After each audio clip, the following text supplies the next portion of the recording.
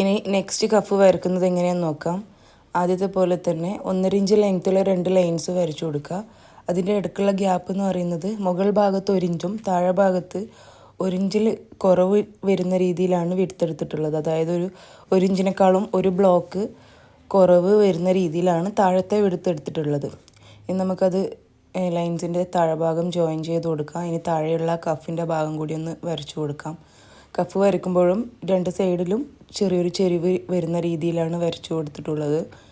ഇനി അതിനുശേഷം സ്ലീവിൻ്റെ സെൻറ്ററിലായി ഒരു ഓപ്പണിംഗ് വരുന്നുണ്ട്. ആ ഓപ്പണിങ്ങിൻ്റെ കവറായി വരുന്ന പ്ലാക്കറ്റ് കൂടെ വരച്ചു കൊടുക്കുന്നുണ്ട്. പിന്നെ അതിൻ്റെ സൈഡിലെ ഓപ്പണിംഗ് മനസ്സിലാവാൻ വേണ്ടി ആ ഒരു ഭാഗം കൂടി വരയ്ക്കുന്നുണ്ട്. ഇതിന് താഴെയായി കഫിലും ഓപ്പണിംഗ് വരുന്ന ഭാഗം വരച്ചു കൊടുക്കുക.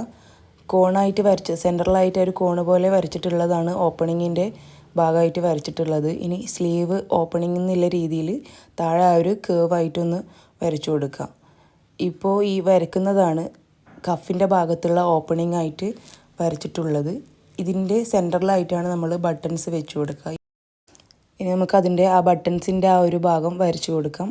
അതിൻ്റെ ഇടയ്ക്ക് തന്നെ അവിടെ സ്റ്റിച്ചിങ് ലൈൻ വരുന്ന ഭാഗങ്ങളൊക്കെ ഡോട്ടഡ് ലൈൻ വെച്ച് വരച്ച് കാണിക്കേണ്ടതാണ്. ബട്ടൺസ് കറക്റ്റ് ആ ഒരു കഫിൻ്റെ അളവിന് മാച്ചിങ് ആയിട്ടുള്ള രീതിയിൽ വരച്ചു കൊടുക്കുക. ഒരുപാട് വലിയ റൗണ്ടായിട്ട് വരക്കണ്ട. ഞാനിവിടെ ആദ്യം വരച്ചത് കുറച്ച് വലുതായി പോയതുകൊണ്ടാണ് അത് ഒന്ന് ഇറേസ് ചെയ്ത് ചെറിയൊരു റൗണ്ടാക്കി മാറ്റിയിട്ടുള്ളത്.